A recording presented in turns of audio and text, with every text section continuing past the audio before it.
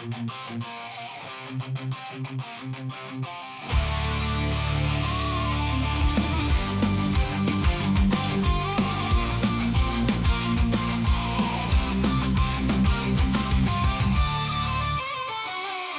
to the mainstream, where we talk and we laugh about life, love, and everything that we have. Tune in, sit back, and relax your mind. We're here to entertain, it's podcast time. We got stories to share and advice to give on how to be the best man that you can live. So come join the conversation, be a part of the team.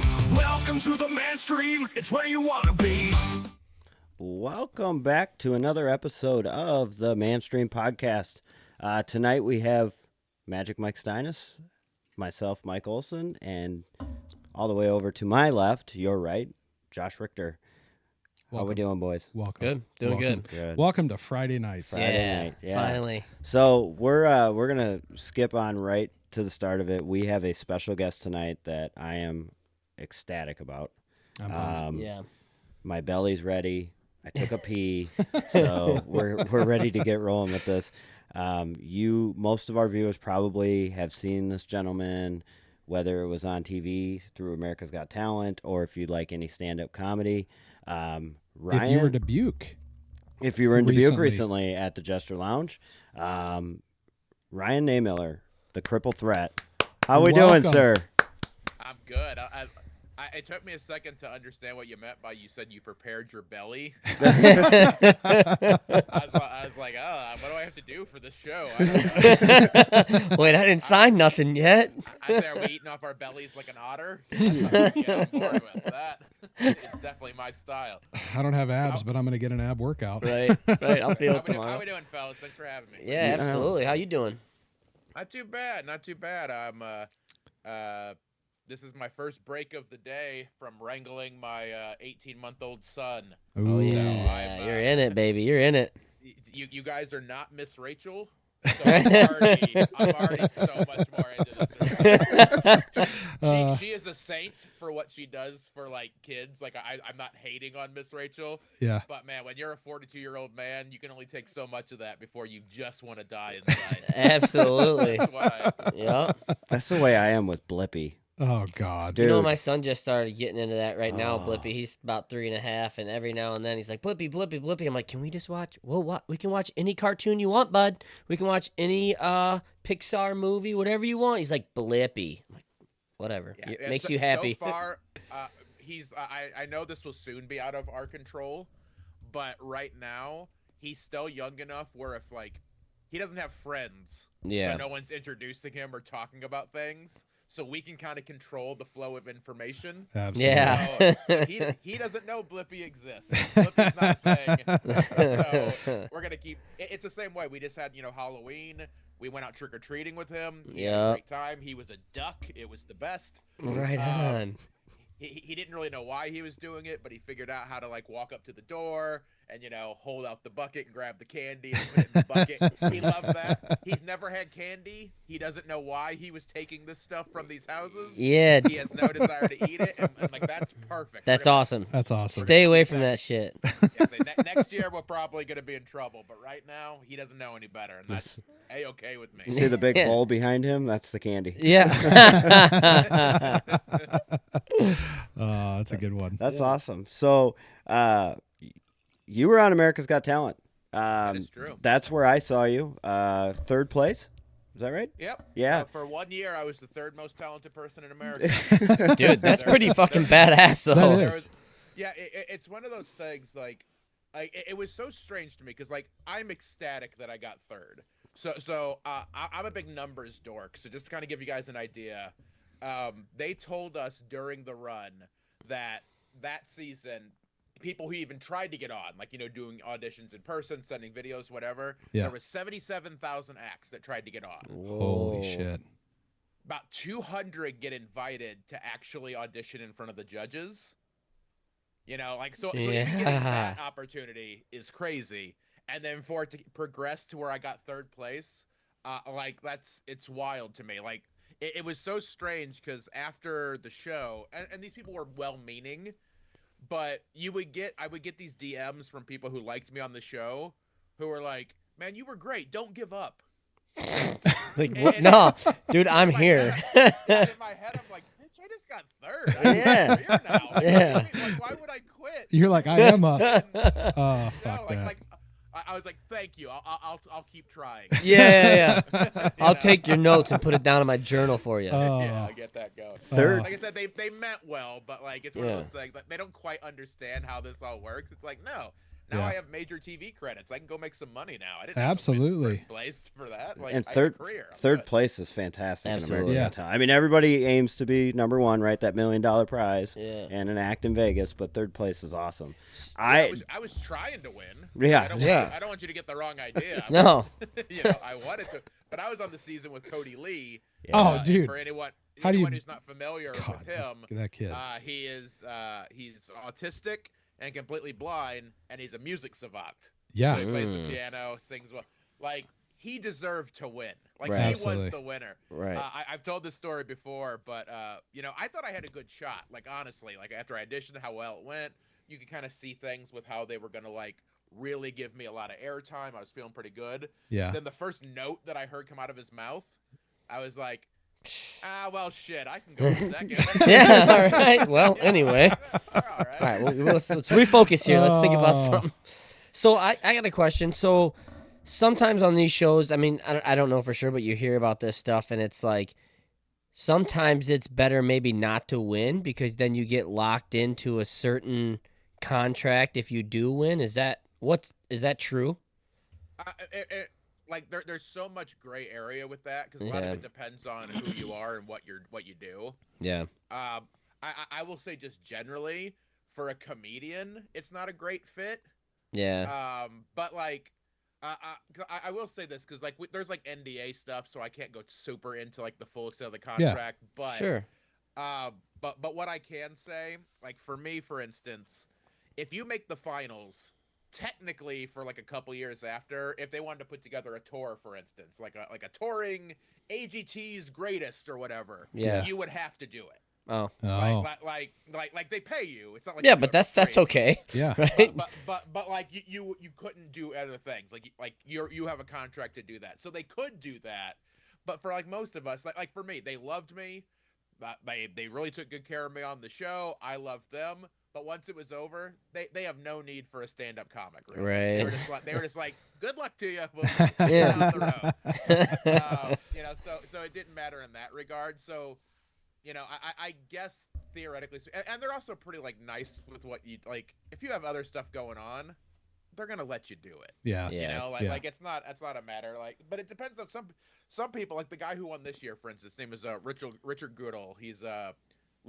I've lived in Terre Haute for years. He's a legit janitor. Oh at a yeah, I middle saw school that. Really? who won the show. Yeah. So someone like him, you know, like I don't think that this wasn't a career for him. Like a lot Right. of people go on the show. I was a working stand-up for 12 years already. Holy Yeah. cow. Obviously, my biggest break. Right. You know, I was very much paycheck to paycheck, the comedian form of that. Right. Yeah. But that's what my job was. Had I bombed my ass off, I still would have kept doing stand-up. That's what my career is. Well, and that's like that's like all what the comedians say, right? Like you have to go, like the greatest ones go through that toughest time, you know, and then you get your break. I mean, if you're lucky, like Yeah. the running joke when I started was, you know, it takes 15 years to become an overnight sensation. That's kind of what, because comedy is one of those things too, that like you kind of have to grind to get good at it. There's so few that like right out the gate were really great. Yeah. You know, you could maybe say like Chappelle, Eddie Murphy, maybe a couple other, you know, because they were like 20 with these like great specials and stuff. But Yeah. for the most part, man, you suck ass for a long time. you just do. Yeah. Yeah. And comedy is very unique in that it's one of the like few arts that like the only way you get better is you have to go do it in front of people. So you have to do the grind. Yeah. Yep. If you want to get good at guitar, you guys could sit in your room for 10 years and Yeah. play guitar every day for 8 hours before anyone else has to hear you, and you'll know you're pretty good. Yeah. Right. Like you'll be able to like, oh, I recorded it. This sounds like good music. Yeah. With comedy, you don't know if a joke works until you go in front of strangers. You hear and- people and- laugh. Yeah, or not.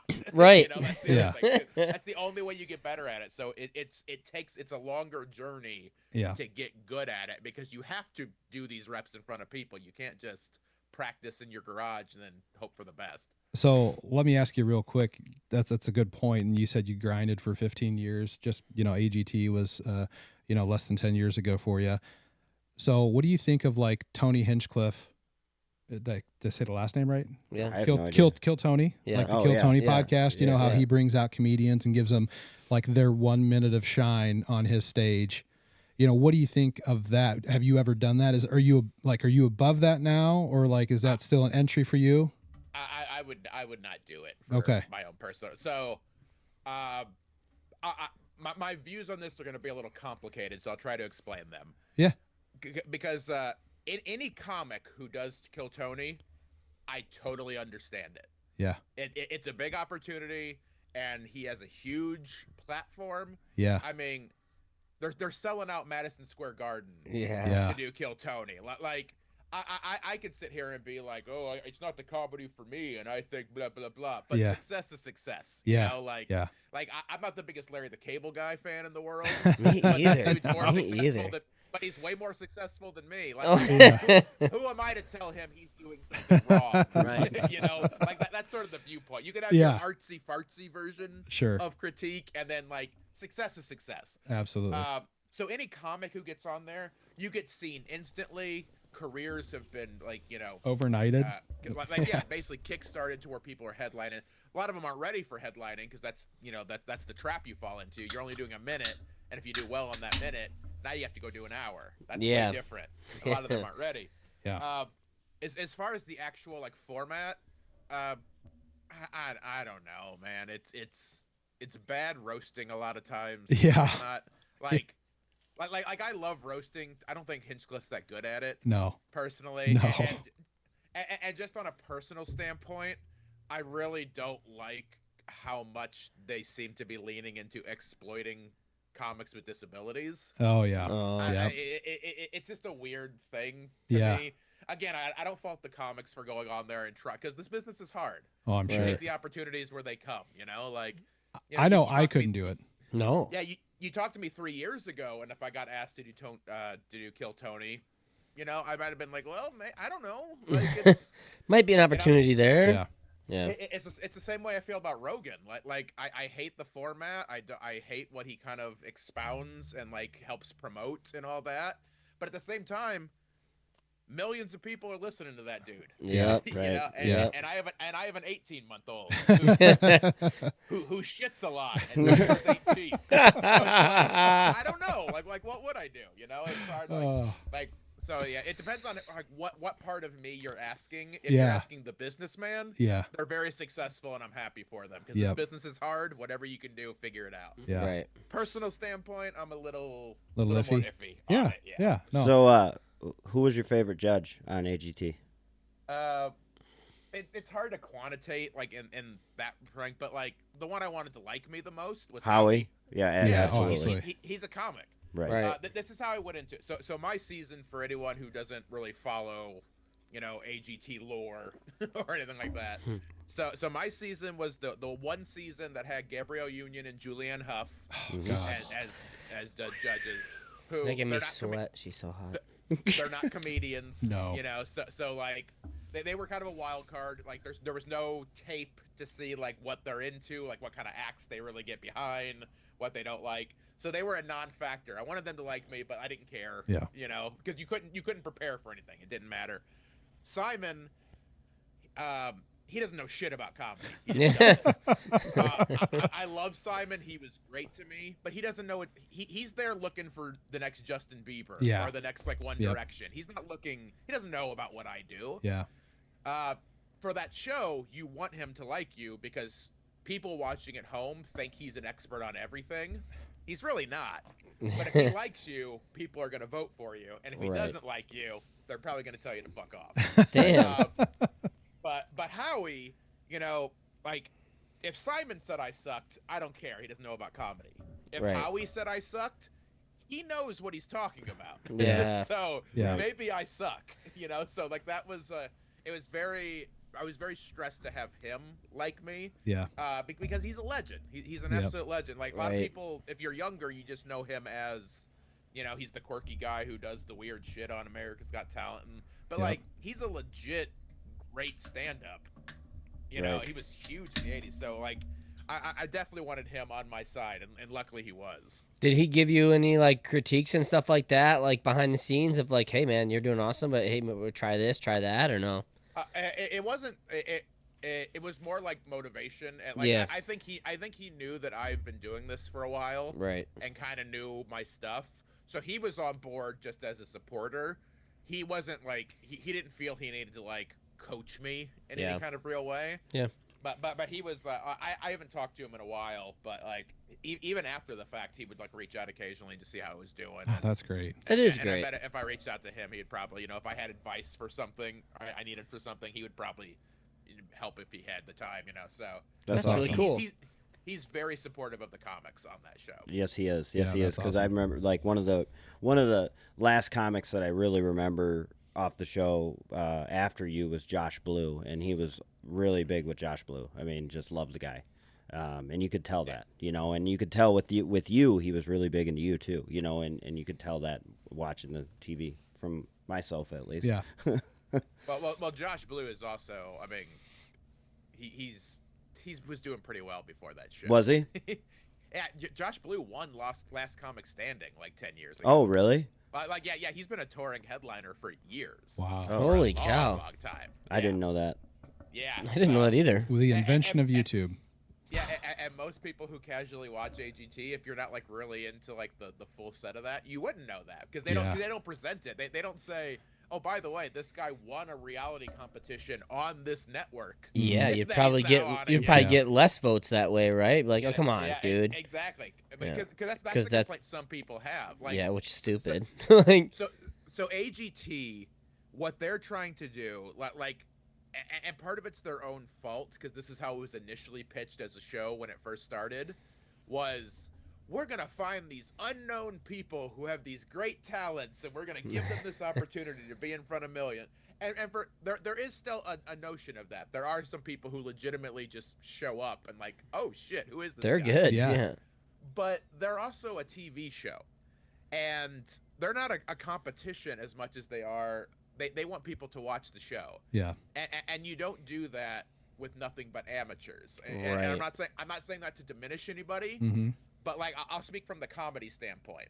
Yeah. There are a whole lot of people who could go on that show and be funny for 90 seconds once. Yeah. Yeah. But can you do it Yeah. 5 weeks in a row? Right. Can you Yep. then, if you get far enough in the show, can you then do an hour at comedy clubs across the country? Yeah. No, it's much harder than that. So they want acts that like are, somewhat in their minds undiscovered, but also that they know What they're have doing. enough chops to get through this. To get through, Yeah. yeah, definitely. Yeah. Like, do you have enough material to keep it going? And Because otherwise the finals would be terrible because everybody would use up all of their skill Yeah. in Yeah. the Right. first couple rounds. yeah. And then it would just be garbage after that. So how did you? What was your like plan as far as putting jokes in certain episodes? Because you don't know if you're going on from episode to episode. So how do you pick your material for each show that you thought, or did you plan it out saying, "Hey, I believe I'm gonna make it to the end. Here's my plan." No, I don't think you can do it that way. Yeah. Honestly, like I mean, you could, but the last thing I wanted to do is like, oh, I have this great final set planned, and then get eliminated in the judge cuts. Yeah, Yeah. definitely. Because then it doesn't matter. Yeah. Yeah. So every week every performance I did, I was trying to think of the best stuff that I could do in that moment, and then when I got through, I'd be like, shit, I got to think of more stuff now. Yeah. so it was kind of like it was just a new problem each time. Mm-hmm. To the best that I could, I was trying to at least reframe the sets a little bit to where they had like a small connective tissue, which I think is generally in comedy is very overrated. I don't think you have to do that. A lot of comics get really hung up on like, oh, I don't have a good segue. You know what a good segue is? Stop talking for a second, and then talk again. You've done your segue. Like, if you can do something really clever and cool, it's a bonus. Yeah. Yeah. You know, but like it's not necessary. People aren't gonna go, well, this joke doesn't match up with the last joke. They don't care. They just want it to be funny. Right. So I just tried to like each time I passed through, I was like, okay, but let's try to think of something else now. And then also with that show, you have to be very careful because you're only getting, I think my longest set I did was 3 minutes. Oh, wow. Which isn't a ton of time. Yeah.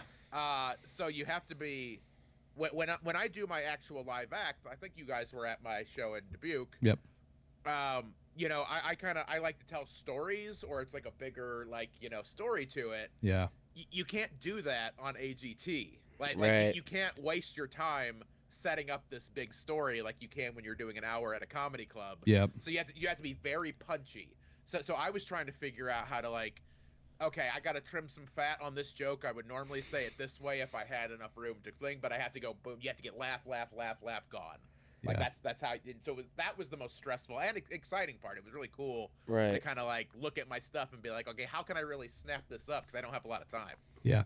So we had a person on we interviewed a couple episodes ago that she was on a TV show with her cousin, and she kind of told us about the whole like 24 to 48 hour rehearsal and like the filming of it and all this stuff. And that was just one episode. So when you were doing AGT, making it all the way to the end, were you able to work, or were you pretty much out in LA the whole time doing the show, or were you able to work in between episodes and in between shows?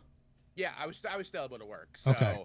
I don't know that they've changed the format a little bit since my season. The COVID year kind of changed what they do. Sure. I was the year right before the COVID year. Mm-hmm. So for me, I was able to work a decent amount because like, so on the season I was on, there was 5 rounds that I was part of.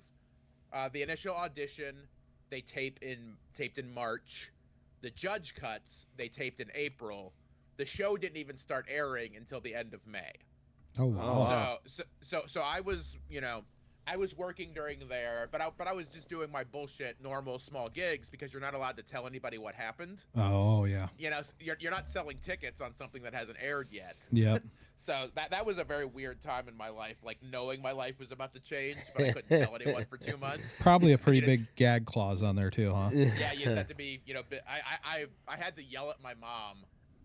In like a nice way, because like my mom was there for all well, the she's stuff. super excited too, right? Yeah, very proud mom. Like my mom's the best. She was so proud. But I had to literally sit her down because she kept asking like, when can I post this on Facebook? I was like, look, Mom, you cannot say a single word because until this actually airs on television, it didn't happen. Yeah. So if you say shit, they will then take it away. Yep. You And have dude, to keep your mouth shut. And to her credit, she did. that's funny, dude. You're about to dive into a new part of life where she's about to do that same thing with you, with your child. You're gonna be like, hey, Mom, you know, I told you, put the child to bed at 7:00, you know, and you're gonna get Snapchats at 9:00. That's like, look how cute your kid is. Yeah, cute. Go to bed. Yeah. We have to do that with my mother-in-law a lot right now.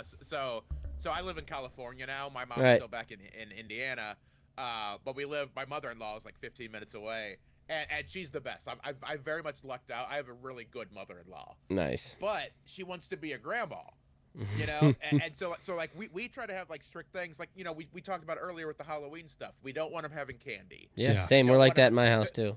There's just certain things that like right now we'll deal with that later. Yeah. But she just always wants to like give him snacks, like, and she's, you know, she'll give the healthy snacks that we've approved. Right. But I was like, he doesn't need to eat every 12 seconds. Like, it's fine. just oh, but he asked for it. Yeah, he does that. No shit.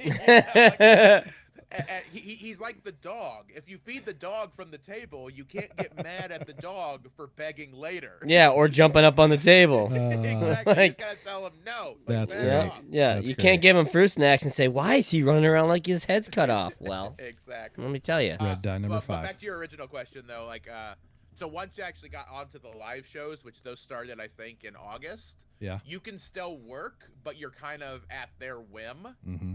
So there was a couple things. I think for the most part, I just kept the potential dates I'd have to work open just to not have to move things around. But I think there was like one where I was like, hey, look, we're going to have to move this booking because they moved my week. I'm going to be the second week of semifinals instead of the first or whatever it was. Yeah. And so, and of course, I'm not going to be like, nah, I got this gig. Sorry. You know, like, so that's the deal. So you can work, like they don't care, but Yeah. they get first crack at on you. everything. Yeah. Yeah, if they Absolutely. need you to suddenly come in, because a lot of that is so seat of their pants. You would think it's like a well-oiled machine, which it is, and it's not. Like the amount of times that I had just like stuff changed on me, like last minute, where they're like, okay, you're gonna be the first taping of the quarterfinals. No, never mind. Can you do the third one instead? and then you have to just like shout, you got it. Yeah. Whatever you need, you know. And they take pretty good care of you too. I mean, they fly you out, put you up, all that stuff. Yeah. So they don't pay you in the literal sense. Yeah.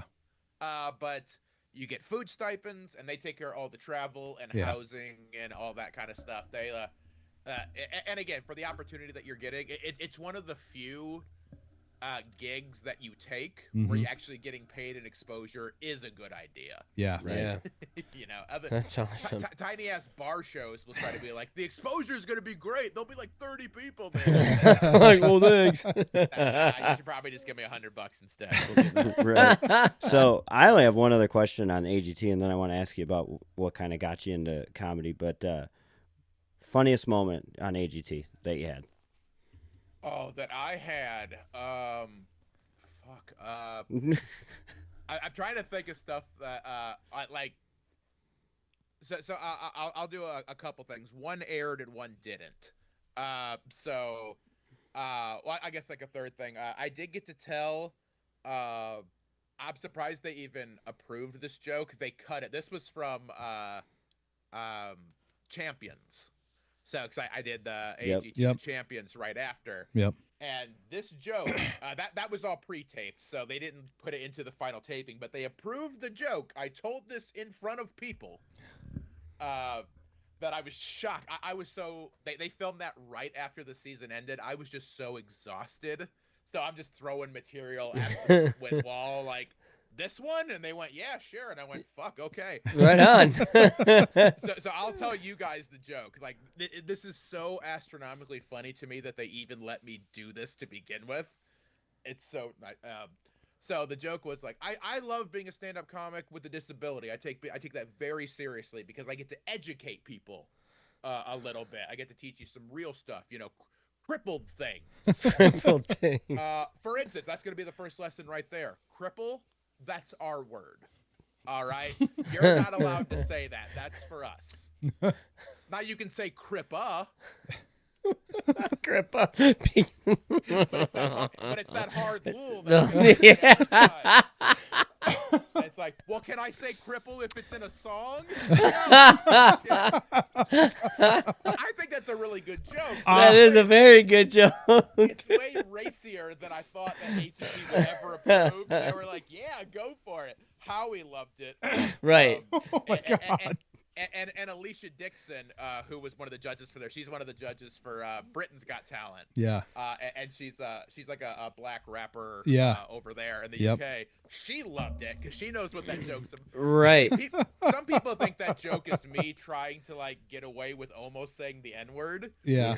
And the joke is actually making fun of white dudes who desperately want to say the N-word so bad. Yeah. Yeah. They'll come up with reasons. Yeah. Like can I say it if this is the case? Yeah. If I'm quoting somebody. Hey, I ain't racist, but I'm just wondering if I can say this at this time. Oh, Yes. Oh, I don't know. Could you give me a list of every time that I can say the N-word, please? It's like, that's what the joke was. Heidi hated it. She didn't Wow. really get it and all that. But So that made me laugh a lot. Messing with Terry Crews was always fun. Oh, jeez.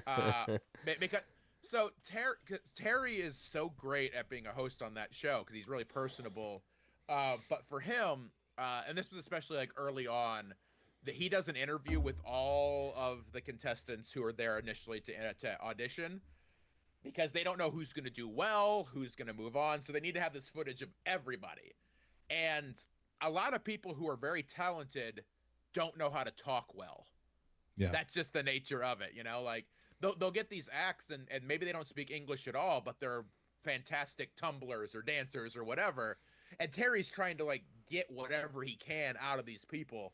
And I think he really liked me because he didn't really have to work hard. We could just talk and do it. So I would mess with him and try to like break him when I could. Like for the judge cuts, right before you go on stage, they kind of do this little like setup interview as if you're like literally just about to go on stage, where you kind of show up in camera and he's like, "Hey, here you," whatever. So when he was doing that, I decided to mess with him just for fun. Because he came and he was like, "Ryan, you made it," and I was like, "Terry, so did you." This was his first season on the show. He was like, wait, what do you mean? And I was like, yeah, I didn't want to tell you this, but they almost didn't bring you back from the auditions you were posting. I had heard they called Tyra to see if she was available to come back. God. Oh, And my he was God. like, "Oh no." So they didn't air that part on camera, but we did a little interview. But and once the interview ended, like he pulled me aside. He was like, "Dude, that was fucking hilarious." He was like, "I love talking to you, man. Like you're a lot of fun." Like, Oh, I think gosh. for him, he just liked that. Like, oh, someone could hold their own. He doesn't have to do all the work. We could just have a thing. Yeah. And it's good. Absolutely. But Terry is the best dude in the world. I love Terry. He's Probably a relief to him, like, oh, thank God, I got somebody I don't have to worry Yeah. about. he's a very, very big man. Yeah. Oh yeah, he's the big. He's not as tall as you'd think, but he's just as fucking jacked as you would imagine. That dude is- Jiggles the pecs, man. That's Oh, his move, God. jiggling the Awesome. pecs. Yeah, he is. Cheeseburger Eddie. Cheeseburger. Yeah, the longest. I love that movie. That's awesome. So what got you into comedy? I mean, besides you realized you were funny and decided that you'd do it. I mean, because it takes a lot more to be a stand-up comedian than just that. Yeah, I'm not good at anything else. I think is a big part of it, honestly. So I've told this story before, but the absolute truth is like I've always loved stand-up. I told this part on AGT. Stand-up was one of the few things that my alcoholic dad and I like got to bond over. Like he was always very drunk and very loud and very verbally abusive. But like when stand-up was on, I was like, oh, I can kind of see the dude underneath all that. He's just having a good time. People are making him laugh. I realized there was power in it. I always wanted to be an entertainer, but I wanted to be a pro wrestler. Like that was my first love. Was wrestling. That's where you mentioned the Cripple Threat. That's what I go by. Right. The Cripple Threat of comedy. That was going to be my wrestling name. No shit. I had planned. I trained to be a wrestler for like 2 months, and my body just couldn't take it. It's tough. Oh, yeah. People say it's fake. I'm like, no, it's scripted, but you still get your ass beat. Like Yeah. it's very. It's not easy. But I didn't want to get rid of the Cripple Threat name, and I was like, I'll just keep it and make it the comedy moniker, and it worked out. It was one of those things. I sort of got into. I always watched stand up, and I loved watching old Saturday Night Live and all that type of stuff. When I went to college, I studied theater because that was going to help me be a better pro wrestler. So I'm not a super athlete, but I was like, I could be a super performer. Yeah. I could be a good actor and tap that part of it. And then when the wrestling stuff didn't work, I actually really loved theater, and I was in our college's improv troupe. And that court sort of just kind of snowballed into, well, I guess I'll give stand-up a try. Yeah. Because I kind of, I'm a little bit of an egomaniac. And when you're a stand-up, it's all eyes on you. It's not a collaborative thing. So I was like, sweet. All right, I can do this. And then it sort of just, I really loved that. And it just kind of went from there. That's awesome. Nice. That is Yeah, awesome. I saw did you during your training, was that when you were making the videos with, was it Jericho? No, that was just a comedy thing that they put together for the finalist of AGT. Yeah. I had my training to be a wrestler was like in 2002, 2003. It was back when I was in college still. The Jericho thing came about because like for the anyone, again, you guys know, but anyone who's listening might not know, the format of AGT for the finals is they always set up these like celebrity duet kind of things. So if someone's a singer, they'll bring on a singer and they sing a song together, and they whatever. With comedy, that's a little weird. You can't really like, we're gonna bring out Dave Chappelle and we're gonna tell jokes at the same time. Like it's weird. It doesn't work. But a lot of the branding for myself that I did during AGT was pro wrestling based. Yeah. I told the Cripple Threat joke during my audition. Yep. About how, I was going to be the Cripple Threat. I started calling all my fan base Club Nub, which is a very pro wrestling thing. All of my intros for like the live shows, I'm coming out doing like big, like, Steve Austin hands. Yeah.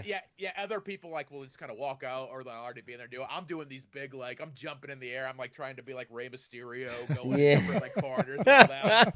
I'm doing all that. Like I did a lot of pro wrestling type promotion of myself. So they asked me during the semifinals, because they start planning it. They were like, give us a list of like your top 5 favorite wrestlers. And they didn't really tell me why or what. And Jericho has always been my favorite. I was at the. Are you guys wrestling nerds? Yeah. Yeah. Okay, I wanted to make sure, because this makes no sense if you don't know what I'm talking about. Yeah.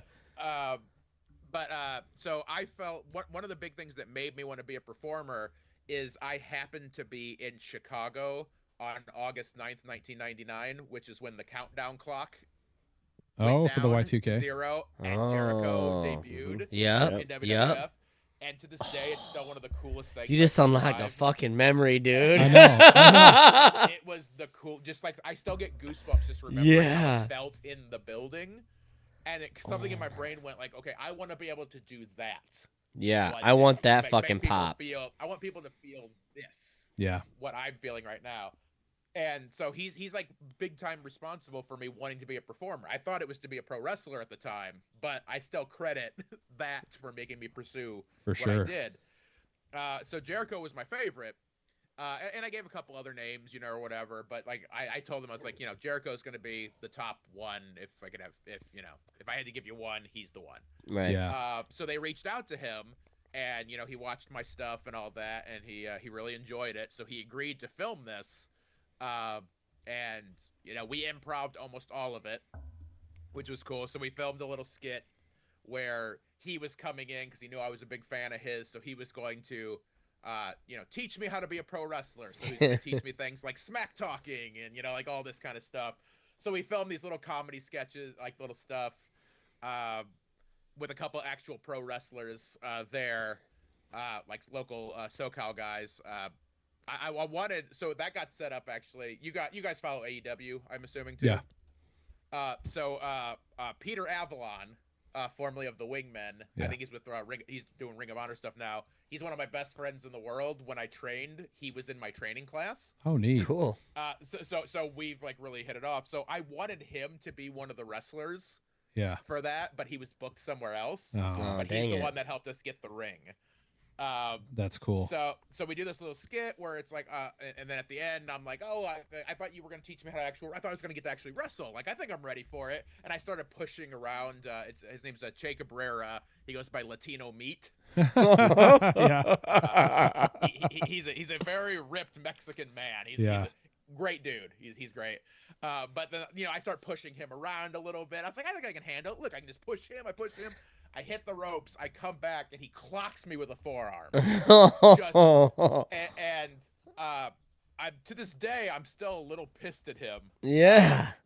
Jokingly, because we practiced it, and he knew I was a wrestling fan, and I trained for a little bit. So like, he was like, "Okay, I'm gonna hit you like this," and we kind of practiced. We walked through it where he hit me as hard as he said he was going to hit me.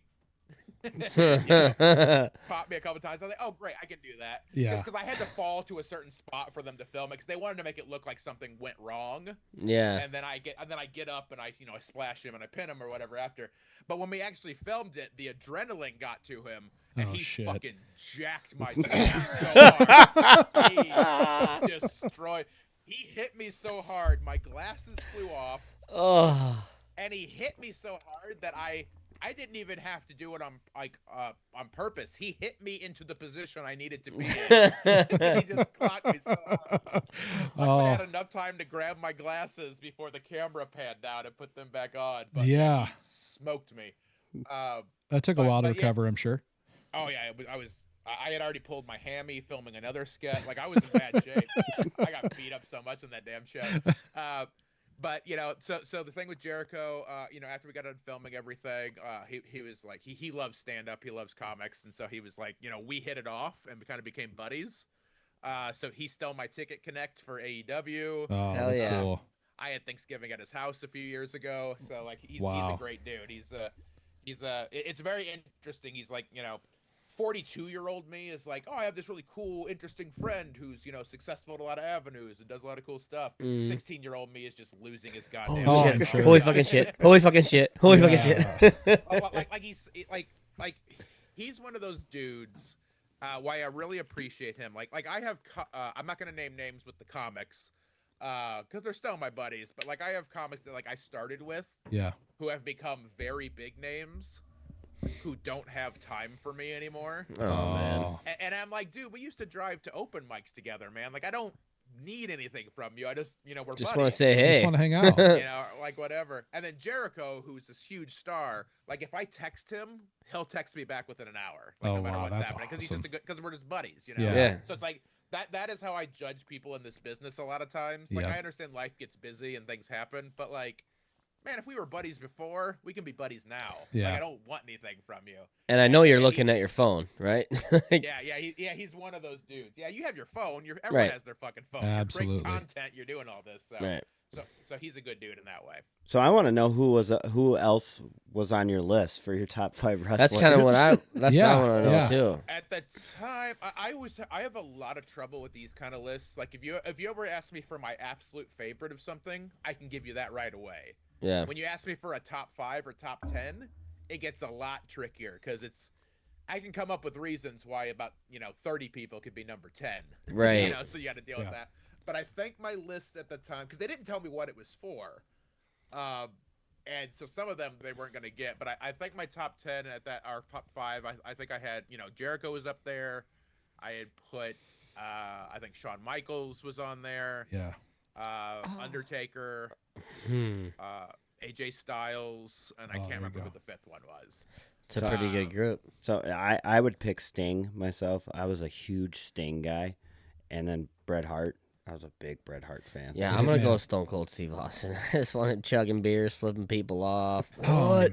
See, I What? mean, for me, you and I are the same age then, Ryan. We're 42. But like when I grew up, it was like Big Boss Man, Andre the Giant, Hulk Hogan. Buff Bagwell. No, Yeah. that's like later on. I remember Jeff that too, Jarrett. but I liked Sting better. Yeah. I get it. See, I got into wrestling a little bit later than that era. Like, obviously, I know that era very well. I've went back and watched it, but I didn't start watching until like '93. Oh, really?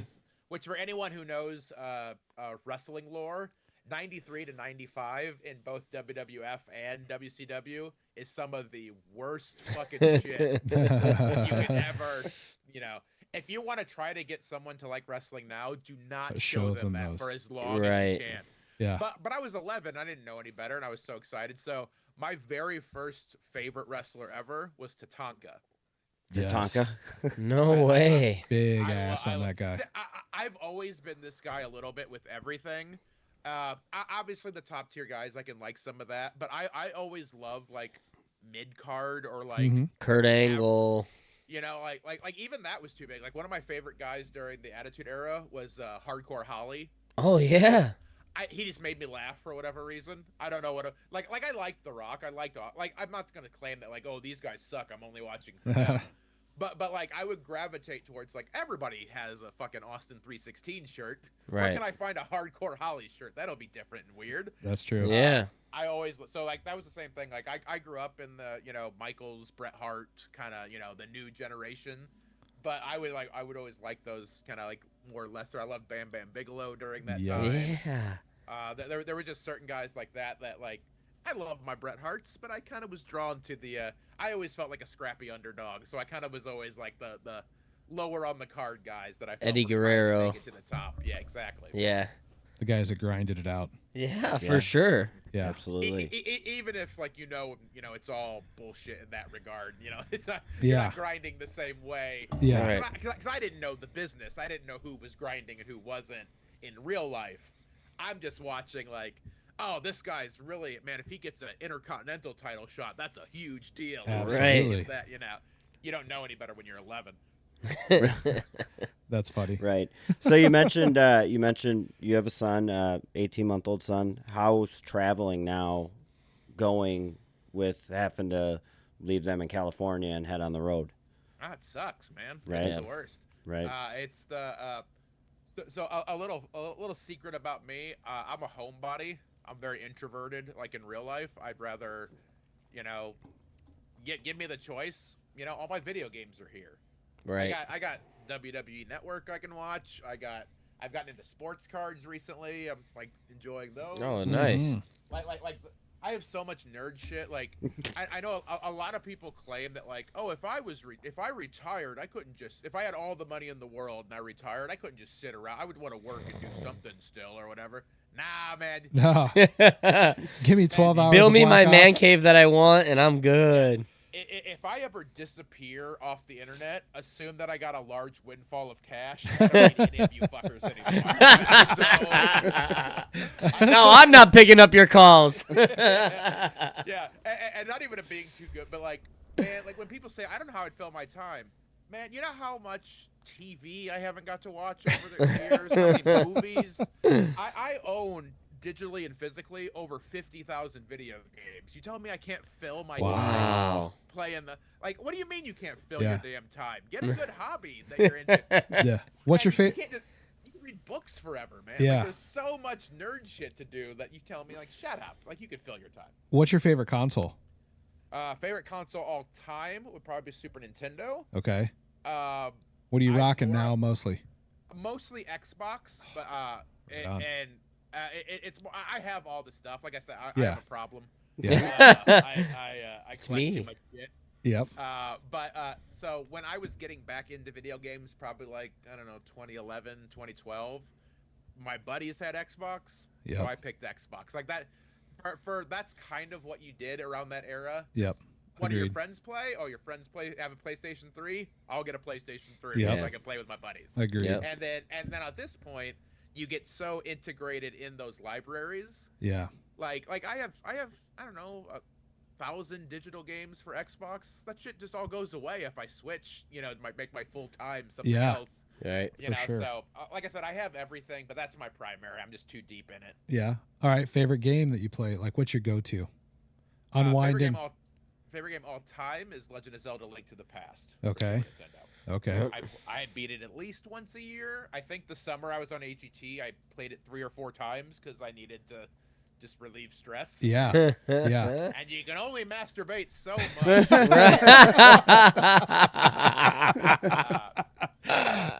So what's your go-to game now other than Zelda? Like, if you want to be nostalgic, or like what's your daily grind? Daily grind right now is honestly nothing because I'm Gaddy. taking care of my kid for 12 hours. Yeah. But the last thing I really put effort into like that was Forza Horizon 5. Okay. Forza race car Yeah. game. Yeah. I've really gotten into racing games, not because I care about cars in real life at all. Yeah. But they're really good. I think they're called like podcast games. Yeah. Where you don't necessarily need to be hyper focused in onto the story. You're not Yep. going to miss anything. Yep. You just fire on a YouTube video or a podcast, and you keep your hands busy by doing a couple races. Yep. It's a great kind of game for that. I've really learned to enjoy those as I'm trying to catch up on all the other entertainment shit that I just don't have time for. Yeah, we traditionally, the group here, minus Magic Mike, we traditionally grind on Xbox, and I'm a strict Call of Duty fan now, but like Mike and a couple of the other guys, they do a lot of like the NCAA game when it dropped this year, a couple other Rocket League type style games, but I'm just a Call of Duty guy. I played Forza 5 for I did too. Horizon I had for a sim while. for it and everything. Yeah. It's a good How game. is the NCAA? Not to get into video games. I love how it. I love it, but part of the loving is that I mean, we waited how long to get an NCAA football decade. game out, Mhm. you know, Yeah. and like so when it was released, it was like I don't care how bad this game is, it's going to be awesome. Yeah. And then Yeah. you know it was good, and they had some fixes, and they fixed them, and I mean I love it. I haven't played in a while because these yahoos keep going, oh let's play Call of Duty, and so it's like You damn yahoos. It's COD night. Yeah. I had bought it. One of the things I'm trying to get better at nowadays is I had bought NCAA. I had bought the new college football game. And then I was like, when the hell am I ever going to have time to play this anytime soon? Yeah. So then I returned it. I have a real bad habit. My backlog is so huge because like my collector's brain kicks in, Yeah. and I would pre-order all these games. Or I like, oh, there's a sale on this. This game looks kind of interesting. I'll play it one day. I'll buy this, and then like so I have so much that's still in shrink wrap. Yeah. And it's not because I'm protecting it to be a collector. It's just I've not had time. Like I'm not gonna open it if I'm not gonna play it. Yeah. But like I'm not deliberately being like, oh, I need to get this graded so that it'll be like, no, I just don't have any fucking time. Ooh, when I retire, he's like, But I have such bad impulse control that I'm Yeah. just like, oh, I need right now. We're with you on that one. For sure. Yeah. So For sure. you're from Indiana. So does that mean you're a Hoosier fan or? Not really. I'm really big into the football team right now, mostly because of it goes back to what I was talking about with the underdogs. Right. Their football program is so historically shitty that now that they're having this great year, Mhm. I'm all in on that. Like, Yeah. So Yeah. I don't have a college team. I went to Indiana State, and they just don't have a football. You know, they have Yep. Division III or whatever. Larry but, like, Bird. it's not. Larry Bird. Yeah, yeah. I mean, I got into the with the Kareem Abdul-Jabbar last year and all that. I got Yeah. into the basketball team last year, but for most sports, so baseball, I'm a Cubs fan. Football, I'm a Miami Dolphins fan. I don't really have I guess Pacers in basketball, and then hockey, I've gotten into the Anaheim Ducks this year. There you go. I love picking teams that are not good, Yeah. so that if one day they do win, you get that like, oh, I was part of the build-up. the journey. Yeah. Like for, I don't know if you guys are hockey guys at all, but like I'm a big hockey guy. Mike's huge. the Ducks are terrible. Yeah. they just are right now. Yeah. But for me, there was a couple reasons why I wanted to pick them. This is the first year I've gotten into hockey. I'm actually going to watch the hockey game when we're done here. They're playing tonight, and I'm going to the game Sunday. Awesome. I'm a transplant. I live in Southern California now, but I'm not from here. Cubs are my baseball team. They're Yep. here a couple times a year. The Dolphins are here randomly during certain seasons. Yeah. You know, I was tired of not having a team that I could just be like, oh, I want to go see a game of the team I like. So I picked them. But generally for sport, and this kind of goes with back to the IU Hoosiers, if my team is not going to be in the playoffs, I've always root for chaos or like teams that have like been bad for like years or have never won. Yeah. Like this year in baseball, I was really big into the Padres because they've never won a World Series. Right. Yeah. You know, Right. like the Dodgers are great, the Yankees are great, but fuck them, they win all the time. Yeah. You know, Yeah. like for me, that's not interesting. And I also I get so frustrated if you're just getting into a sport, unless you have a geographical reason to like the best team. If you arbitrarily get into the sport and like the best team, go fuck yourself. Yeah. Dude, Like, you have to imagine- earn that shit. Yeah. Yeah, or be from there. Yeah. Or be from there. Like if you live in Kansas City Yeah. and you decide you want to get into football, be a Chiefs fan. Absolutely. That makes perfect sense. You're local. Yeah. If you live in LA and you're Yeah. like, football seems kind of interesting, I like the Chiefs. Yeah. Like Welcome to the bandwagon, folks. like I said, like people can like whatever they want, but like it just bothers me. Like, no, you gotta know, man. I've been a Cubs fan since birth. You know Yeah. how great 2016 was for Absolutely. me? Yeah, I watched my fucking 90-something-year-old grandpa hug my grandma in celebration of it and cry tears because he's been a lifelong fucking Right. fan. It's I'm like, a Cub. oh, I'm a Cub fan. I'm a Bear fan. I'm a Blackhawks fan my whole life. You know, granted we had a good run, 2010. Blackhawks, It's, you know, you at least got what 3 in that time? yeah, we got 3. I'm a Bulls fan, which we suck. That's been rough. For a while. Well, It's been rough for a while. Mike's And I'm from an Iowa, Illinois, and I'm an Iowa Hawkeye fan who Yeah. we're, yeah, it's about that. And so I'm used to being shitty. yeah. Yeah, at least you got the black. I'm like right now. I'm gonna live off that Cubs World Series for Right. a probably decade. until I die. Absolutely. Cubs will be good again. Yeah. The Dolphins have disappointed me forever. Yeah. They're 2-6 now, which means they're gonna win 5 straight to give me hope, and then not make me play. Yeah, that's how it usually works. Yeah. Oh Yeah, god. that's a Dolphins and Cubs move, quite frankly. Cubs do Right. that shit all the Right. time too. They give you just Yeah. enough hopes to really hurt you. Yep. Right. Yep. Yeah. That's the Hawkeyes. So I got one last question for you before we take a sponsor break and then come back for the end of the show. We kind of briefly talked about it when you first got on and we were just chit-chatting. And I made a statement that comedy should be, what did I say exactly? Comedy should be like, it should be raw. It should be in raw, your like face. no holds Just- barred. Yeah. Yeah, nothing, no hold back. Have you found that, like, as time has gone on in this new generation, like, do you have to hold anything back in your comedy, or do you just let it go? Whatever you say, you say. So again, for a lot of comics, I probably won't have the most popular opinion on this, but I'm gonna say this. I believe so strongly that cancel culture does not exist. It is not a real thing. Yeah. Whatsoever. Cancel. Look at every comic that almost every successful comic works blue. They're not censored. Right. They're like yeah, people want to say like, oh, like a couple years ago, Chappelle was talking about, like, oh, they're trying to cancel me. Bitch, you're in front of 20,000 people in a sold-out arena. You're Yeah. fine. Yeah. Like no one's keeping you from being. Oh, they tried to cancel Louis C.K. Motherfuckers won a Grammy.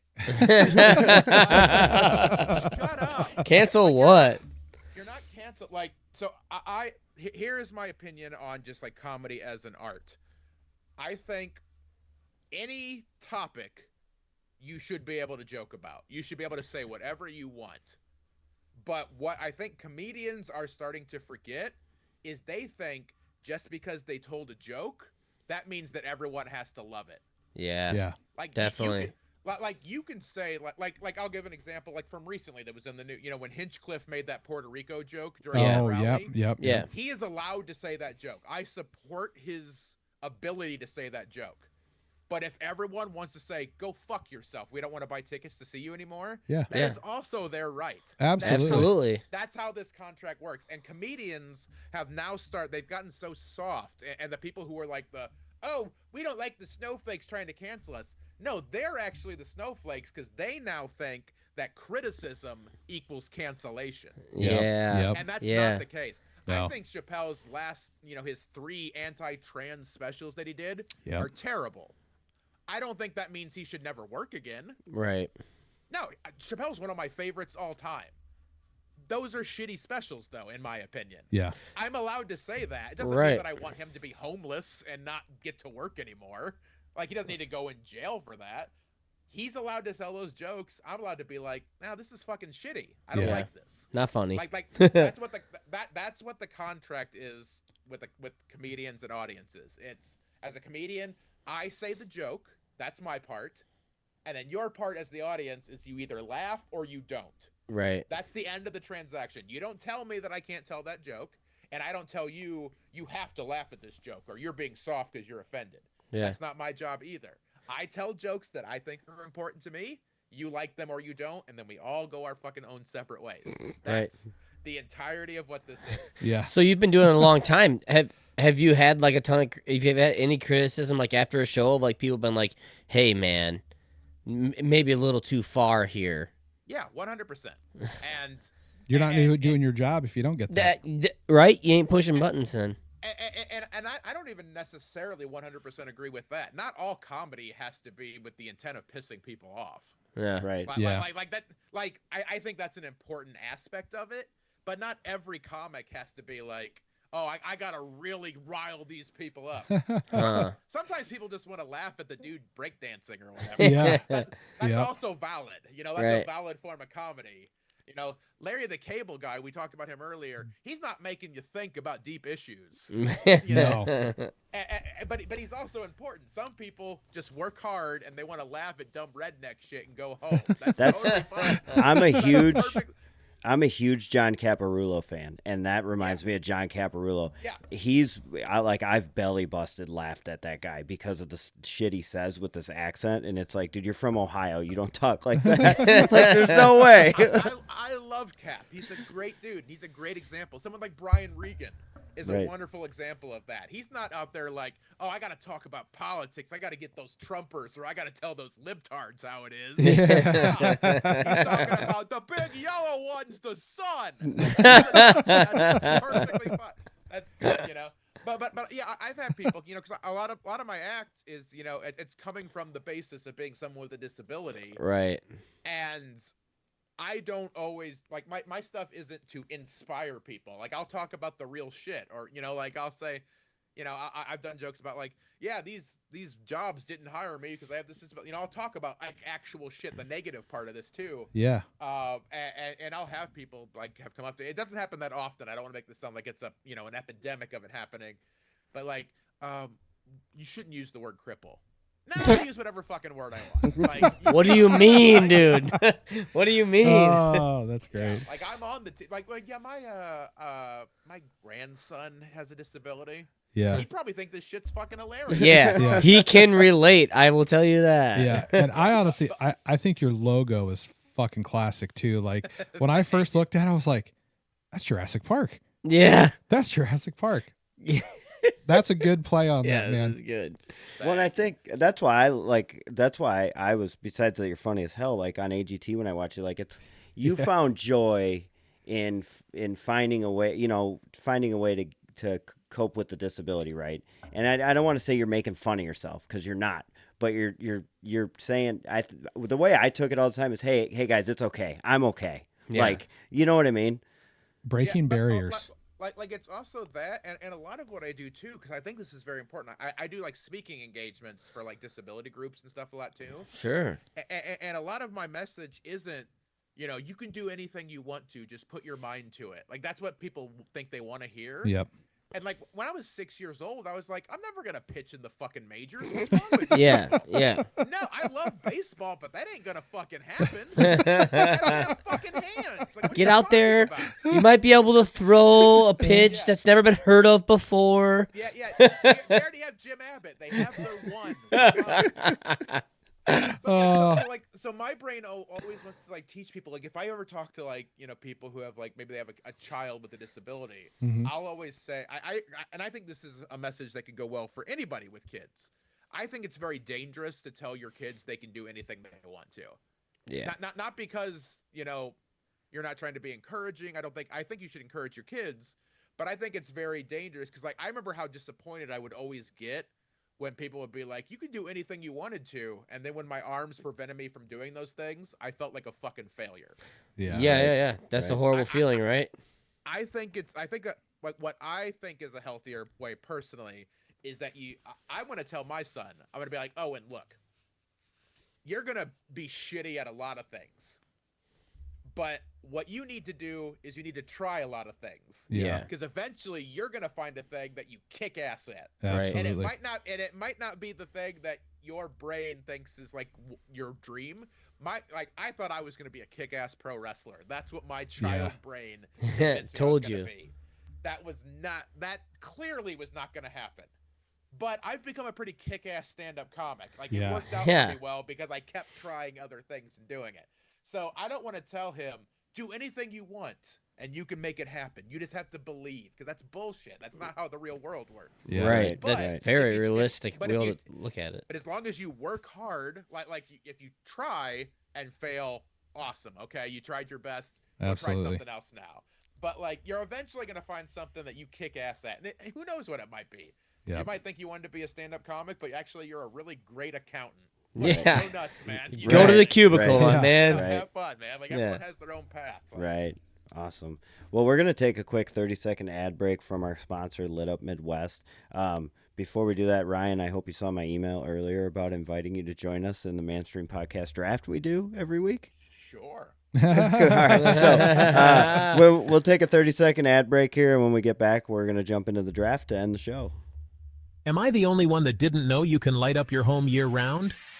Let's talk about Lit Up I didn't know if you did this Midwest. in real time or not. Imagine 16 million lighting combinations, 250 colors per sequence, nearly invisible by day, dazzling by night. Perfect for holidays, parties, or just to make your home stand out. With a one-time installation, enjoy up to 20 years of customizable, permanent lighting. Thank you, Lit Up Midwest, for the sponsor. And if you're looking for permanent lighting, we're getting closer to Christmas. Give Adam Kafer a call for all your permanent lighting needs. And mention the Manstream podcast. He will give you 20% off, which is a decent amount of money. Absolutely. So we're going to jump into the Manstream podcast draft, our favorite segment. We've asked Ryan to stay with us for this, and I was hoping he saw my email earlier, but we decided to do, and it just so happens to be, we talked earlier, and he's like, I'm not good at giving my top 5 kind of things. And I'm like, First oh, thing no. I thought of was like, shit. And here in a little bit, I'll explain why this one's even harder for me. Yeah, Right. Oh, for so- you, obviously. So we picked, well, had I remembered right, and I was just not thinking today because I was busy at work, I would have did wrestlers, right? Because that would have been easy for him too. But Yeah. we decided to pick top 5 stand-up comedians of all time. So the way our drafts work is it's a snake draft. If you go first, you say it goes around. The last person gets 2 picks. 2, goes back. That trust person me, gets 2. I've Yep. lost at a lot of fantasy football. I know what a snake All right. draft All right. Well, I get confused every fucking time. We figured, yeah, that's why I have to explain it every episode. Yeah. But so top 5 top stand-up comedians. We're gonna let Ryan go first. Oh, why would you do that? Okay, we don't have to let you go first if you don't want to. But remember, once it's picked, nobody else can take it. Yeah. Correct. So, So here's the couple reasons why this is tough for me. Number one of the biggest reasons I love comedy is that when I'm not doing comedy, I do not watch comedy. Yeah. oh, all Yeah. right. Yeah. So you guys on like, I've watched a lot of comedy over the years, obviously, but you guys are probably gonna be more versed in this than me because you just are stand-up comedy fans. All right. Right. For me, I love it, but it's work. Yeah. You know? Right. So like when I'm not working, I don't always want to work. True. And then secondly, where things like this get tricky, and I'd say this about comedy, about sports, about anything, sometimes it's hard to quantify how good someone is if you weren't there during True. the time period. Yeah. I actually like uh, that too. Yeah.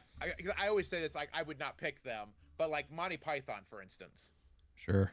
there's about 10% of it that I think is hysterical, and 90% of it I think is the least funny shit I've ever seen because I do not know what 1960s and 70s British politics is. Yeah. You know, like, that Agreed. doesn't- Right. it doesn't mean they're bad. I don't like the Beatles. It doesn't mean that I think they're a shitty band. I wasn't around during the time, so I don't understand what Beatle made. Like, it doesn't affect me in any Right. kind of way. Right, It's just right. music I don't like. That being said, I think probably just based on just George Carlin, I think would be my first. Damn it. Yeah. Yeah, you can't say damn it like anyone wasn't going to take it. I didn't know. Oh, that's a good one. That'd be like if you're mad about like, okay, name your top 5 figures in Christianity, and someone was like Jesus, and you're like, fuck, I'm just gonna pick Jesus. You kidding me? How did you take Jesus number 1? Well, I'm taking Yahweh then. That's not true. I would have picked Moses. Yeah. All right. But I mean, Carlin's so influential. Yeah. and, Absolutely. A lot, not all of it, because it's just the nature of how time moves on. But a lot of what he says is still relevant now. Yeah. Right. Which is hard to do. That's a problem I have with some comedians. Like I just said, like if you weren't around at the time, it doesn't have the punch Right. Right. now Yeah. that it might then. A lot of his stuff still has the punch, Yeah. Right. which I think is very important. Josh. Oh, okay. That's tough because I want to go like, I'm gonna say Eddie Murphy. What's wrong with that? Yeah. It's good. Why didn't you want to say it? Yeah. Eddie Murphy. I'm not a fan, but that's good. Yeah. Yeah, I like his He's stuff. a good actor, in my opinion. I wasn't a fan of his stand-up, Yeah. but I enjoyed it. I mean, he's That's- got the iconic ones right there with my Everybody talks Africa about from it, so, Toto Pick. but- yeah. I'm gonna go with Robin Williams. Robin Williams is okay. There's the Jesus thing again. Robin Williams is funny. It's funny that what you just said about Eddie Murphy is the same thing that I think about Robin Williams. Really?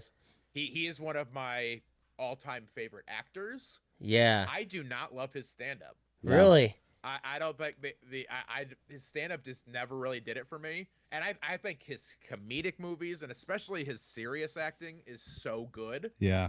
The stand-up, so I randomly got to do a show with him once. Oh, wow. It was one of those accidental things. I was doing a show at the Hollywood Improv, and he showed up.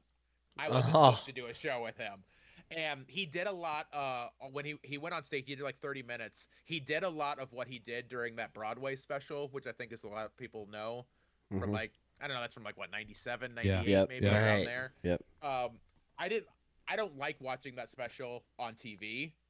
But when he's one of those guys that when you're in the building, the energy changes. Yeah. Yeah. And I understood it more then. But like, yeah, I would never tell you that you're wrong for picking Robin Williams. It's just interesting that what you made for Eddie is the same argument I have For Robin Williams. Yeah. Yep. I think he's a brilliant actor. One of my favorite actors. Yeah, Absolutely. agreed. All right, Michael. Okay, I'm gonna go. I'm gonna go. I grew up watching this group, but I'm gonna go Ron White. Yeah. I All right. just think his comedy's He hilarious. He is good. A bit of an alcoholic, Tater sure, salad. but that's kind You of mean a lot. yes. That's those DVDs and that tour came out when I was a young kid and watching stuff like that, and it was the first time like I was really paying attention to people talking like that as a group Yep. coming out one Blue- after the other, you know. Blue Collar? Yeah, the Blue Collar tour. So I'm gonna go Ron White for my first pick. My second pick, I'm gonna go Jim Carrey. All right. I like Jim Carrey. I like his stand-up and I like his acting a lot too. He's just a goofy bastard and he Yeah, makes he me is. laugh all the time. He can play any fucking role, you know. Yeah. And I also think the Truman Show is a real thing. It could be. Just gonna So go off we're- of that. We're in a simulation. yeah, Absolutely. yeah, My number 2 is going to be Dave Chappelle. yeah. Yeah. I had him on my list too, but Dave Chappelle's great. It's up there. Yeah, it's up there. Bernie Mac, one of my favorite comedians back in the day. Loved when they did the Kings of Comedy special. mm-hmm. Couldn't get enough of that. Still watch it. Love it. Miss him. So Yeah, one of my favorite lines of all time still is, "I ain't scared of you motherfuckers." That set from like again, like Bernie Mac is one of those guys. Like he doesn't always belly get me. Yeah. But like I understand why he's important. But like that Yeah. set, yeah, like turning that hostile of a crowd around. yeah. To have, like, it's one of the most brilliant sets you'll ever see. Everyone should look up at least that set. Even Yeah. if you're not gonna look up everything that Bernie Mac did, Look up find that one. that one for sure. It's Yeah. the best. I guess for my next pick, I would take. I'm surprised he wasn't taken. Richard Pryor. Yeah. Dang it. He was going to be next on my He was list. on mine too. Yeah. And one of the reasons, again, this isn't his fault, but I don't think a lot of Richard Pryor stand-up is funny, only because since he did that stand-up, there have been thousands upon thousands of comics basically doing a bad Richard Pryor impression. Yeah, Right. Which Yeah. kind of then ruins the source material a little bit. It's not his fault, right. but I think that shows just how influential he is. Yeah. Right. That people like comics starting today are still going to be doing a Richard Pryor impression. Absolutely. Like that is incredibly influential. Right.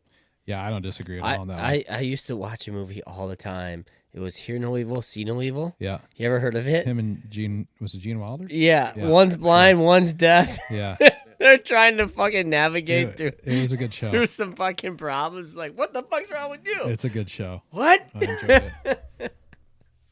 So Richard Pryor, yeah, we got And next then one. for my next one, I would take Don Rickles. Don Rickles is great. But not, I don't think literally the original, but Yeah. but the original like roast comic. Yep. You know, Yep. Yep. that could just like some people roast and people get mad at them. it's an honor to get roasted by Don Rickles. Yeah. Right. You know, like he's one of those guys that like, oh man, he called me a fat piece of shit. That's awesome. What a day. What a day. Oh, that's like a year maker right there. Right. And Life again, maker. This is not what he's most known for, but Don Rickles in the movie Dirty Work, if you've ever Oh! seen that, Yeah, with Norm yeah. Macdonald. Dude, Yeah. that movie is fucking hilarious. The hooker bites his nose off. Don Rickles in that damn movie. He has a very short part. He's like the manager at the movie theater. Yeah. That Norm and was it Artie Lang work at. Yeah. Just him just being Don Rickles and Oh, Yep. dude. That Oh. what a good fucking callback for a movie. What a Yeah. movie. Yeah. Oh, I love that movie. Andrew Dice Clay. That's who you're picking? Yeah. Yeah, I just liked his style, his delivery, the New York greaser. It was good. Yeah. I'm a Dice man. He's still going. Yeah, he Still is. going. He's grinding hard. Rodney Well, 'cause he Dangerfield. probably blew all his money, but Oh, Right. coke and you know, hookers. whatever you got to do. Hookers and cocaine. Right. Oh, absolutely. Rodney Dangerfield. The one-liner. I like him. Oh yeah, I love Rodney Dangerfield. I did too. Yeah, Rodney's great. Mm-hmm. And didn't start until he was like in his 40s. I Right. know. That's also Right. that's the thing that a lot of people don't remember. He was just already famous when I was born, but I was like, yeah, he didn't start till he was like 43. Yeah. something like Right. that. Yeah, gosh, that is old.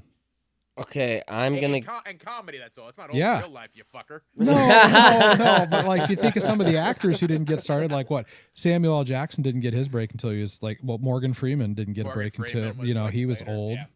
So now he's got like one of the most iconic voices oh, of all dude, time. yeah. He's my Siri Um, voice. God. I'm going Cat Williams. God damn it! Yeah, sorry, dude. I just think his stuff is so out there, so funny. That's why P Diddy got caught. Yeah. Well, yeah, dude. That's like the Club Shay Shay podcast he did. Like that Yeah. was very, very, very interesting to me. And the fact that he would just like walk up to random people in the comedy clubs and give, random stacks of cash. Like, hey, that was a good show. Here's what you deserve. Like that. yeah, he's got a good story. That to me, I don't know. Maybe you have some stories or not, but like that to me seems like a decent guy to pick and funny. I don't know Cat personally, and I've heard he has his demons, but we all kind of do. Right. But again, I think this is a silly reason, but you mentioned like someone's influential when he basically got Diddy busted. Yeah. Yeah. Yeah. You know? Yeah. It's the same way. Like I don't think he's on the same level, but you know why Bill Cosby went to jail? Because Hannibal Buress told a joke so good that people Yeah. investigated Bill Cosby. Right. Which is like that's That's Yeah. wild. good for Yeah. them That's wild. fuckers, but that's awesome. It's Right. like, and he's that's what he said in the podcast. He's like, all you motherfuckers, it's coming for all you fuckers in 2024. What Like he- it's fucking over. Didn't he also say like Jay-Z and Beyonce and there Oh was a yeah. bunch of I mean, other if you're ones? following along with that stuff, I mean, I think you have a pretty good idea of Yeah. who's involved. Absolutely. But okay, well, that's a different topic. Yep. Yep. And then as of just recently biased, I'm gonna go Shane Gillis. I think he's super funny. I think the show tires. I mean, it's not his show, but Yeah. I think it's funny. I think his skits are funny. I don't know. He's just a regular fucking He's a funny stupid guy. big dude, like Yep. making jokes. I agree. I like Shane Gillis. Yeah. John. Yeah, oh, and by the way, Shane Gillis is another example that proves that cancel culture is not real. Yeah. Yeah, no Yep. shit. Because he did a very I think most people would agree he did a very racist Asian impression on his podcast, Mm-hmm. which made him lose the job he got at SNL. Yep. Yeah. Are you telling me he's not bigger now? No. Yeah. They yeah. called him back. Yeah. They canceled him. No, Yeah. he lost a job. That's Yeah. what the real world is. Sometimes Yeah. you do things that make you lose a job. Yep. But man, I wish I could get canceled if that's what my No shit. Like. No shit. Here, please cancel me. It's Oh. like You know, the people that canceled him called him back. It's obviously not a fucking thing, right? yeah, it's not a big thing. Like you sometimes do a dumb thing. You roll that, like you just write it out. Like okay, just fucking. And Yep. to Shane's credit, I don't think he ever bitched about being canceled. It was everybody else Yeah. bitching Yeah. that he was canceled.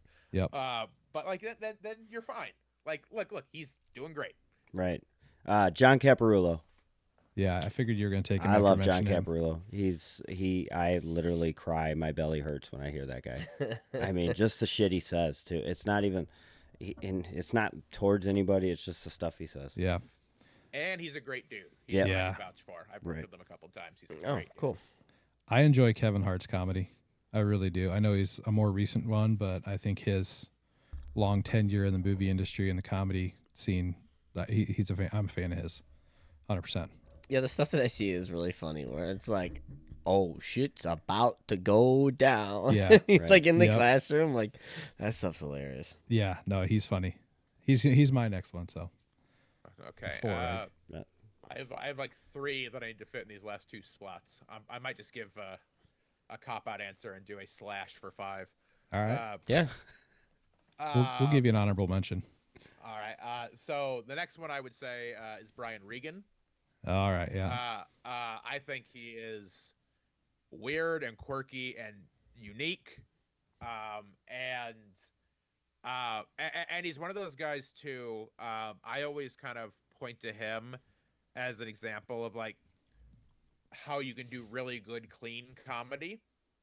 Because I think there's a lot of comics when they're clean comics, you're very aware you're watching clean comedy. Yeah. And for some people that's the perk. I get that. But like for others, you're just like, okay, he's trying to be really clean. Yeah. Brian Regan is one of those dudes that you could just lose your shit laughing for an hour and then look back and be like, he never even said damn. You know, like not once. Yeah. You know, so he's brilliant.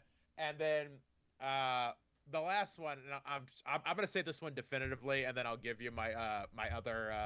all right. I'll do the other 2 after in case you guys pick them. I'll say that, but Mitch Hedberg, I'm shocked he hasn't been said yet. Quite Nah. frankly. No, And again, just for being influential, I do think a little bit of Mitch is because he died, and I don't want to diminish him, but I think he kind of died at a time that made him a cult hero. Then, Right. Yeah. you know.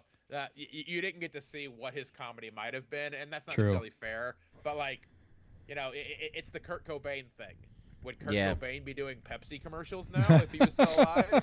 Right. You know, no. Like, some people No. wanna say That's ridiculous, something weird to but- think about. Yeah. Yeah, I mean, some people want to say that's ridiculous, but Dr. Dre did Sprite commercials, and Right. he was, Yeah. you know, like anything's.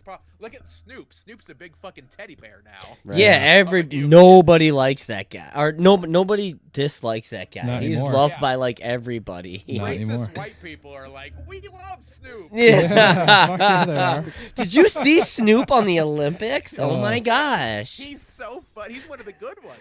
Yeah. I Right. like him. That's awesome. But I would say Hedberg, and then I got 2 I'm sitting on, but I'll see what you guys. All right. Okay. My last one is gonna be Chris Rock. Yeah. Okay. Yep, I grew up late '90s. You know, that was the era of the HBO Chris Rock special. Yep. Loved watching him after hours when I was supposed to be in bed. Yeah. Yeah, it was a great time. Bill Chris Engvall. Rock's brilliant. Yeah, Bill Engvall. Yeah. Okay. that's a blue collar comedy tour guy too, right? Yeah, Yep. but he was before. He was part of it. He was made way before that. Yep. Yeah. Yeah. Final one, Steinus. I know. Gosh, there's some out there that I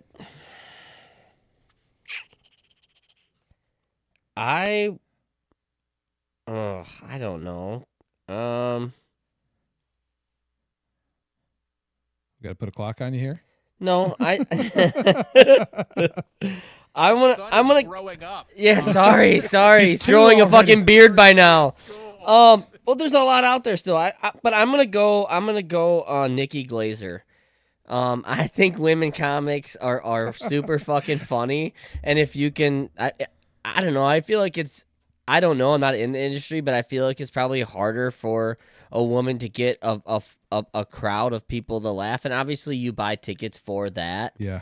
But I think she's really funny. She's really creative, and I love her roast too. Yeah. Like I think I love the fact that she's not afraid to go at anybody, and That I don't could've- know. That could have been a Tina Fey. That could have been a Wanda Sykes. It's Nikki Glazer. Right. Yeah, but let's I think Nikki's brilliant. I don't know if I would put her in my top 20, which is what we just made here. yeah.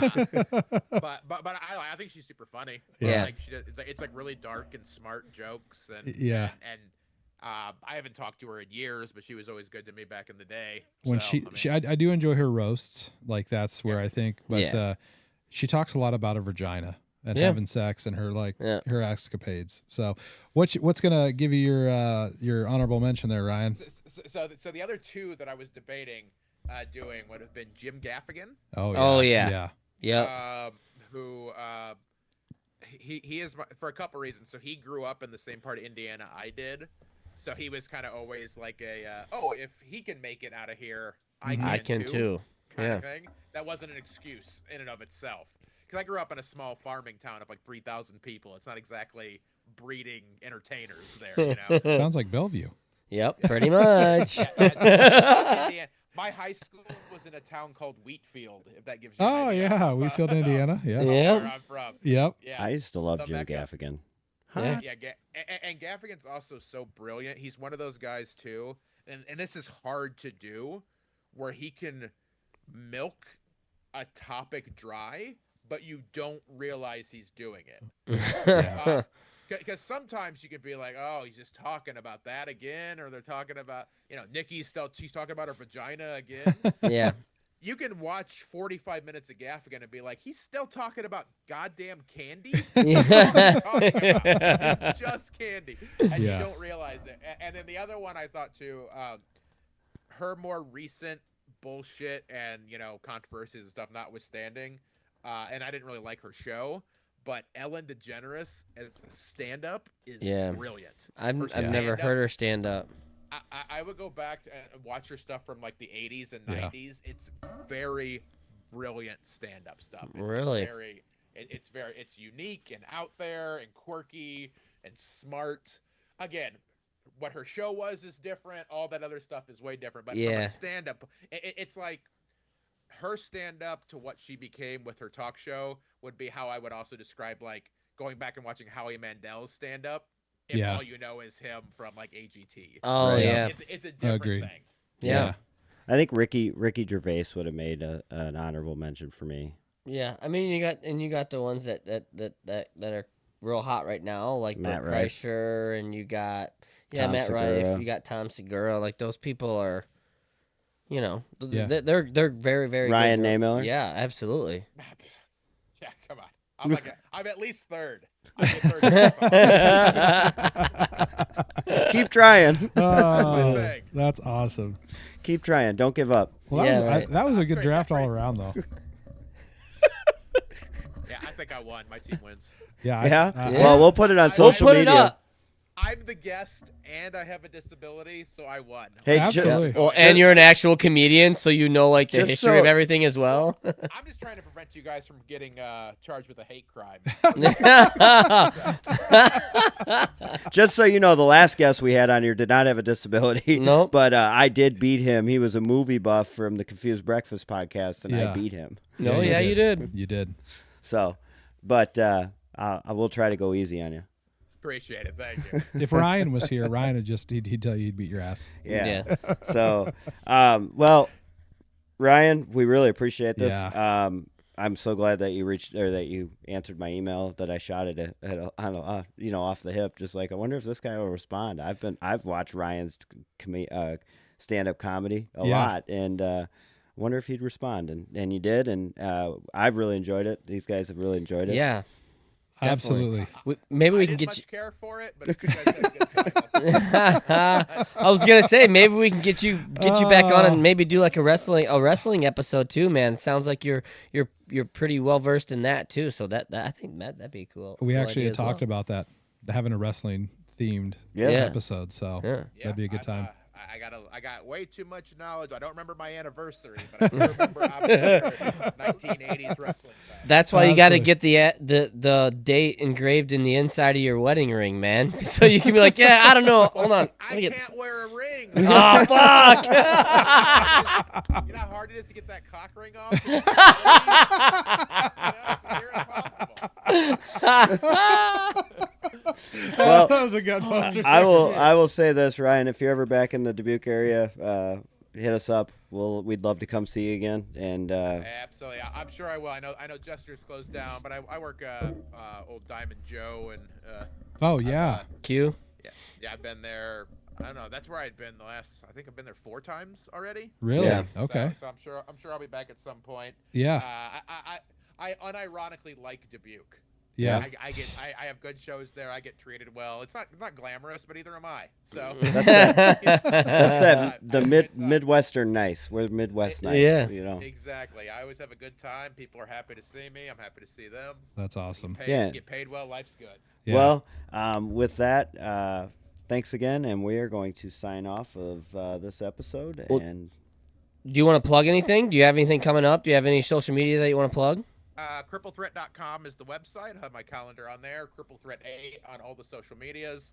The big project that I'm in the early stages of working, if you want to go ahead and follow there, youtube.com/@CrippleThreatCards. I'm doing like card openings. Oh, you're doing card breaks. That's awesome. I do Awesome. breaks, and for a lot of those, like I really enjoy watching them, but there's like a big hole in that market, I think, of like really entertaining personalities. Absolutely. There's very knowledgeable personalities. Yes. You know, Yeah. people they know their stuff, and the cards do a lot of the work.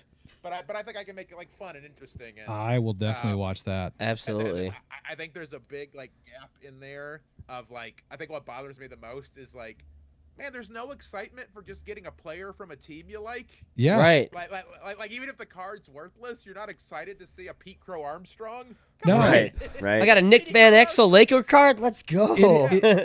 Like there's no like, I don't feel there's a lot of joy. It's all about like, oh, this pack was good. I didn't get the hits. Like I want to have the joy in it again, because I really miss that time of my life of buying cards. That's All these guys are speed opening now, and I hate it. It's like you don't see anything like, this is trash. This is trash. Like, Yeah. I want to show stuff off like this. or they got the Topps collector's box that's $3,500 for one card, and it's like, come on now, Yeah. you know. So at Cripple Threat Cards, I haven't. There's nothing up yet. I'm still building all of that. Okay. I'm getting product together to Yeah. open. I'm ordering my mats. I'm getting logos designed and all that stuff. So That's awesome. I'm hoping by at the latest the beginning of next year, but hopefully sooner for that. So We'll follow along on that. And definitely, Absolutely. Yeah, and we'll plug all your socials too in the description and everything else. Yeah, So, absolutely, and it'll be all on social media, and yeah. and if I'm ever in your town, come to see a show, because my child is gonna starve and I don't want to feed him dog food. Yeah. Yeah. He's reusing diapers. He's flipping them inside out, guys. Oh. Yep. Yeah. That's awesome.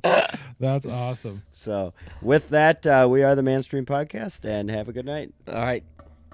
It's where you want to be. We'll discuss the latest trends and the news of the day, and we'll tackle the tough topics in our own special way. So if you're looking for a place to escape and unwind, welcome to the Manstream, we're one of a kind.